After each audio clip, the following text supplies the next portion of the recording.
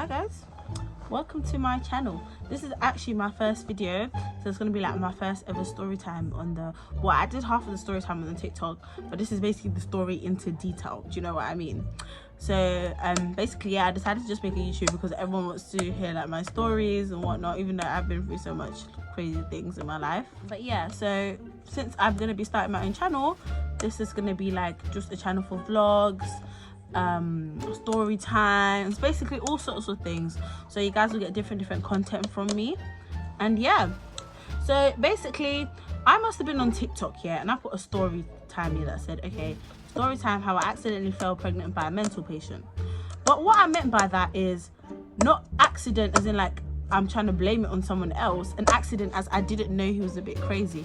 And also I didn't obviously mean to like you know, offend anyone when I was talking about the mental health, because he was actually a mental patient, like in the psych ward. That's why I said that, but not in like a rude way. Maybe I should word my things differently, but I didn't mean it like that. But overall, basically the stories of how I met him. So basically around 2015, the beginning of the year, I met my baby father. Well, right now it's been years later, to be honest with you. We're not beefing, nothing like that. This is just the story of what happened. Like, it was crazy. So this guy, I met him, he used to go to the same college as me. And the thing was, yeah, I used to see him every day, like literally would even get in the same lift, but we never used to talk. But he always used to look at me, and I used to think like, what's this guy's problem? Like, I don't understand why he's always looking at me for.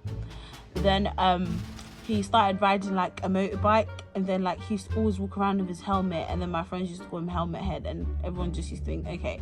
But then he used to sell some of that loud, innit, that green stuff. So like everyone in the college used to come to him when they wanted bud, basically. But I personally don't smoke, don't take any form of drugs. That's not me. So what had happened was, there was this one day where you know, I always used to wear my hijab like literally all the time, like I never used to take it off. And then what had happened was, I must have been coming home from work one time and I wasn't wearing my hijab.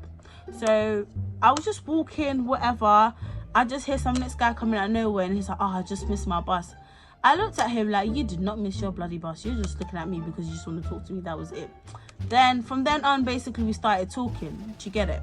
And it was just like, okay, cool. So after that, it was all nice, and you know, it was all nice and fun, to be honest with you. In the beginning, I didn't think anything of it. I just thought, oh my god, this guy really cared about me. But then what you need to realize, that the first signs of a toxic relationship is love bombing.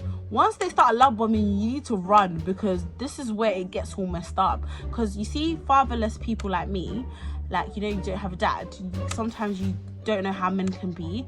And to be honest with you, yeah, just run. As soon as you see them love bombing you, just run. Don't even look, don't even think. So basically when I first met him, yeah, so we started talking, whatever, started love bombing me. But it came to a point where we just couldn't be alone, as in like he wanted to go everywhere with me. If I'm out with my friends, it was an issue. If I went to the shops, whatever it was an issue. He always used to think I was cheating on him. I don't even know why. To a point one day, we must have been at home, well, I was at home, and then he came. I have like a front door and a back door in my house, innit? So he would like literally knock on the back door of my house. He'll throw rocks at my window, and like one time he even broke my window. That's a whole nother story. Like, I must have been sleeping and my friend was over at my house, and then she can hear like stones like being thrown at my window. Then I was like, oh my god, I already know who this is. And then she was like, oh my god, I was getting scared, like he's throwing stones at your window at like 4 AM in the morning. And then he ended up breaking the window, and then I had to call the police, because my mum didn't know that it was my man that came to the house and broke the window. So I had to act like a burglar came. Like, I had to do this big lie just so I can cover up for him. But yeah, so yeah, so we was together basically half the time. And then there was this time where he just wanted to be around me, to a point where I snuck him in my house. Basically, I used to sneak him in my house. And then like one time my mum just walked past at 3 o'clock in the morning, and she walked in the room and she's like, whoever that fuck that is in the house, get him out right now. And then I was like, oh my god, like what do I do? I was so scared. I couldn't sleep that night. I couldn't, because I'm thinking to myself, when I wake up in the morning, what's my mum gonna say to me? Do you get it? yeah, and she asked like, who is that? He had to come the next day and chat to my mum, but then he was like to my mum like, oh, like I want to marry Fats, whatever, whatnot. So my mum was like, yeah, cool, like you lot can get married, you lot do your thing, basically, innit? I was surprised she was that calm, I can't lie. So then after that, so after a while, what had happened was he was meant to come ask for my hand in marriage, which he did. He actually came and asked for my hand in marriage and all these things. So he spoke to my mom or whatever. Then I found out I was pregnant, but we weren't married. So, you know, as a Muslim girl, you just can't be living in your yard pregnant and you're not married. Like, that just can't run. So like I was surviving on plums and Lucozade, yeah, every day. I couldn't eat. My mum even started questioning it. She started thinking like, oh, is there something wrong with you? And I would be like, no, I've just got a bug, like I'm just sick. But she knew, she already knew, innit? Yeah, so she knew. And as a mother, I feel like, especially you've been pregnant before and that, you're not dumb, you're not stupid, but she was being in denial. Do you get it? And she already knew that I was seeing him and how we couldn't let each other go and everything. Really and truly, I could let him go. He just wouldn't leave me alone. That's the honest truth. But at the end of the day, you know, we both was in it. And I ended up falling pregnant. And when I did fall pregnant, obviously knowing you, whatever, I knowing you for like 3 months, I hid the pregnancy, like I was vomiting, everything. My friends knew, and then me and him got into an argument because he wanted me to come out with him and I couldn't come out with him. So what he did was he came to my house randomly and I had his trousers in it. And he was just being petty that day. He was just like, I'm coming to get my trousers since we're breaking up. And I'm like, fine, fuck you. You want to break up with me? It's cool. I don't give a hell. You do what you got to do. You go your way, I go my way. Even if I have this baby. He was like, yeah. Since you're being rude, fuck the baby. We're not having no baby. And I was like, what? He used to tell me I'm not allowed to have no baby. Like, you can't do that. So he came to the house. He came through the back door. He came so angry, number one, all because he was asking for his trousers. I don't even know what's wrong with him, but I should have known then, basically. I should have known, innit? Then he come in the house like, she's not having this baby. She's not having this baby. She can never have this baby. And there was like my friend, my other friend, and there was like 6 of us in it. But there was my best friend there, one of my close friends that were there, like proper close to me in it. And then he came in. They're all getting shook because he's shouting, screaming, punching walls. He even took out a knife that was this, when I mean this big, it was this big. The knife was that big, yeah. He stabbed the door. Like, do you know how much this guy's vandalized my house? Oh my God. He stabbed the door. Then he's like, no one's leaving in this house. No one's leaving until she goes to get that abortion. And I was like, are you fucking dumb? I'm not getting no fucking abortion. Go suck yourself. Next minute, I get angry. Just give him a right hook. All I see was spit his tooth out. And then all my friends are like, Fatma, did you just punch his tooth out? And I'm like, yeah, basically I did. Because he was pissing me off. Then I took them up, hit his head as well about, what do you mean, like, coming here and trying to threaten everyone? Then I had one of my friends crying on the other end. I don't even know why she was crying. Obviously scary. I can't lie, it is scary. But I don't know, maybe because I don't know what it was, but she was upset. She was crying. I was like to her, don't cry, like, why are you crying for? And she was just like, look what he's doing, he's acting mad. Then what he did was, out of anger, because I punched his tooth out, he started dragging me on the stairs. Imagine 3 months pregnant, he was dragging me on the stairs. And my friends all came, and there was like 7 of them, I'm not lying to you, and they all was trying to drag me. This guy's so fucking strong, I can't lie to you. Like, that's one thing I've got to say about him. He's got one piece of strength. I don't even know where he gets it from, but he's so strong. He literally grabbed me, all 7 of us, and we were all moving. Like, they were all struggling, like all of us were moving. Next minute, because the back door's open, the police come, and remember, he had a knife in his hand. He dropped it and he kicked it down the stairs, yeah, because he's thinking, I don't want to get in trouble. The police come, they come and arrest him, whatever, whatnot. And then, because I was in love, I had to lie and say we were just arguing. I don't know why the neighbor called the police, but really and truly, like, it's because he was acting mad. Do you understand? So after that, yeah, he got arrested, whatnot. He left. When he left, my mum that week had went to my friend, because at the time my close, my best friend, lovey girl, you know who you are till this day, she was living with me, innit? So when she was living with me, my mum had come to her and told her like, oh, like, I know Fats is pregnant and she's lying to me, type of thing, innit? And she came and spoke to me. She's like, Fats, listen, your mum said like she knows you're pregnant, like she's not stupid, she knows what's going on. So I was like to her, cool. Like, obviously not cool, because I'm basically shitting myself at this point. I'm thinking, shit, like my mum knows I had, you know what, and I don't want her to know that.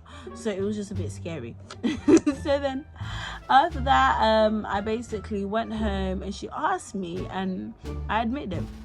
Though my mum looked at me, it wasn't even in disappointment, because she already knew him and he already come to ask for my hand in marriage and everything. It was just like, oh, you guys couldn't just wait till you guys got married, like what the hell. Then after that, obviously, because I'm pregnant, anything she cooks, whatever, she knew like what to cook for me, what's healthy, all that stuff in it. So this woman, my mum, I love her, but she wouldn't call my dad's side of the family. That caused emotional damage to my health and to everything. I literally sat there and said, why did this woman do that? Because really and truly, she called my uncle and all these other people, and they're all chatting shit about me, basically calling me a harami and everything. And I just didn't understand, because most of them are haramis themselves, I can't lie. But I couldn't say anything at the time, because, you know, I'm already pregnant, so I might as well just shut up. So my uncle called me cheap. He did. He said I was very cheap. But you know what? He didn't understand the dynamic. That's all I can say, innit? So yeah, so when she called my dad's side of the family, it was just like, oh my god, why would you do that for? Because it's like, I don't talk to like my aunties or uncles anyway. So to me, it was just like, oh, why should they care? They shouldn't care. Like, they shouldn't run. So after that, I was just like, cool. Then she goes to me, one of your uncles is coming with your dad and they're coming to London. I ran away from home. I ran away from home. I was staying at hotels with this guy for like 2 weeks. Literally, I went to my friend's house. I was not going home. I'm thinking, I don't want to see no one. And then my mum was like, oh, they pulled up to the yard, they came, they wanted to see you, talking about getting rid of it. And I was like, I don't know what these people are on, but I'm not getting rid of nothing. Like, you guys are Muslim and you guys say it's haram to, like, you know, have a child before marriage. What's more haram is having an abortion. Like, why would I do that? Then they were trying to make me get an abortion and everything. So I had a fluff in my nose. But yeah, they were trying to make me get an abortion and everything, and I was not having it, because what the hell, like, why am I doing that? That doesn't make no sense. Like, they would rather hide shame and make someone have an abortion. Like, no, that couldn't run. Then after that, I ran away from home. I didn't come home for like 2 weeks. My mum was worried about me, I can't lie. They even reported me as a missing person. Like, I was a missing person for a minute still. And the police were looking for me. Literally, my mum done the most. Obviously she cares for me because I'm her child, but it was just like, I was literally 18 at the time, and she knew why I ran away. It's not because but she thought I maybe was trying to like kill myself. My mum always thinks the most.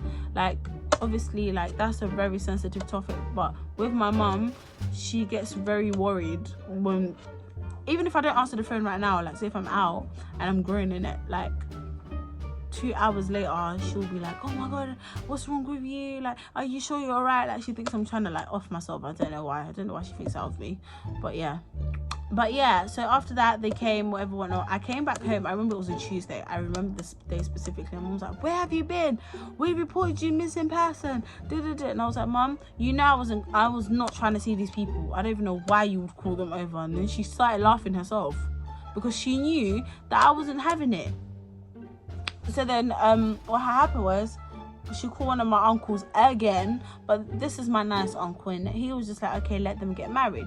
So I was pregnant, yeah, but at the moment no one was sure that if a marriage is valid during pregnancy in Islam. So we just got married, but when I gave birth, I did get married again eventually, you know, just to make sure. So we got married and everything, and then we moved in together and whatnot. And at first it was all nice, I can't lie to you. It was, because I'm thinking, oh, I got pregnant young, but at least I have someone who actually took me seriously, and we got married and we lived together. We're gonna look after our child, etc, etc. As soon as we got married though, like maybe 2 months down the line, this is where everything started going mad. He started becoming very what's that word, overprotective. Like, he was already like jealous and all this stuff, but then when we got together after being married, it's like it got 10 times worse. Do you know what I mean? like my cousins would come over. Like, this is how mad he is. My first cousin would come over. I know your first cousin is not your mahram, but no, like, it's, you know, growing up in England, when you have your cousins around, your cousins are like your brothers and sisters to you. They're nothing like that to you, do you understand?